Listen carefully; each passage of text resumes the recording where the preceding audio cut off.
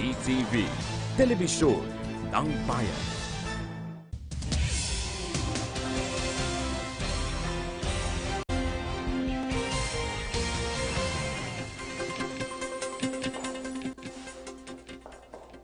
Magandang hapon, nagbabalik ang PTV News Break. Matapos ang inaugurasyon ni US President Donald Trump, balik naman sa pagiging US citizen si Barack Obama.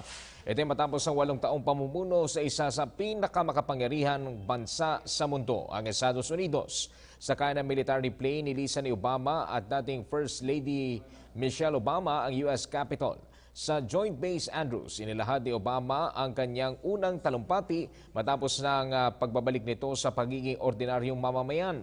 Laman nito ang kanyang pagpapaalam sa kanyang pinaglingkurang sambayanan at pasasalamat sa pakikibahagi ng mga ito sa pagbabago at tagumpay ng 8 taon niyang panunungkulan.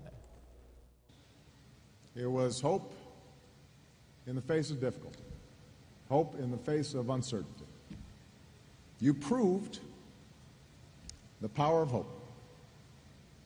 And throughout this process, Michelle and I, we've just been your front men and women. We have been the face, sometimes the voice, out front on the TV screen or in front of the microphone, but this has never been about us. It has always been about you.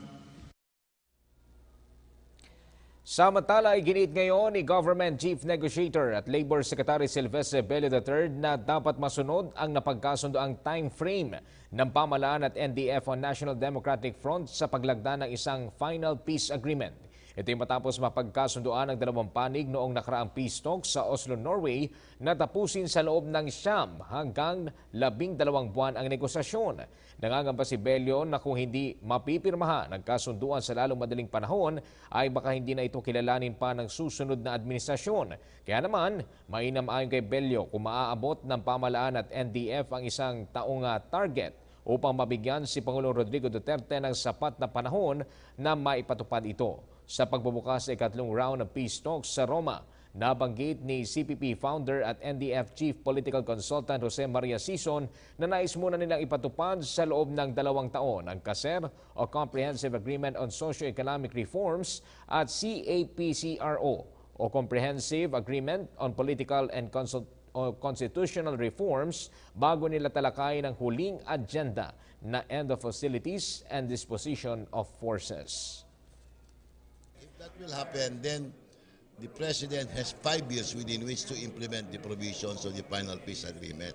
Kasi what would happen if the signing takes place, let's say 2021, there will be no more enough time for the President to implement this.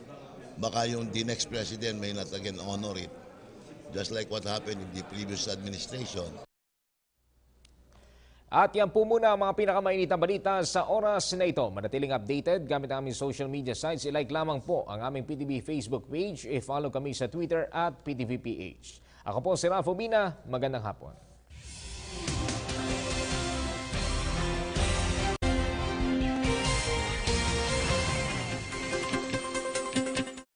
Ang kanilang kwento. May cancer yung misis ko. Sabi ko sa misis ko, pagsubok lang sa amin yun, di ba? Yung paniniwala nila sa edukasyon ay sobrang kamangha-mangha. So sila mismo yung pinaguhugutan namin ng lakas. Ako si Fatima de la Serna, 32 years old, kung 14 na anak, sa lukuyan nagdadalang tao.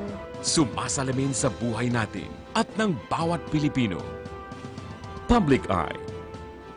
Dito lang sa PTV. Makibarkada na at tumutok sa programa kung saan ang Pinoy ang laging bida. Buhay Pinoy.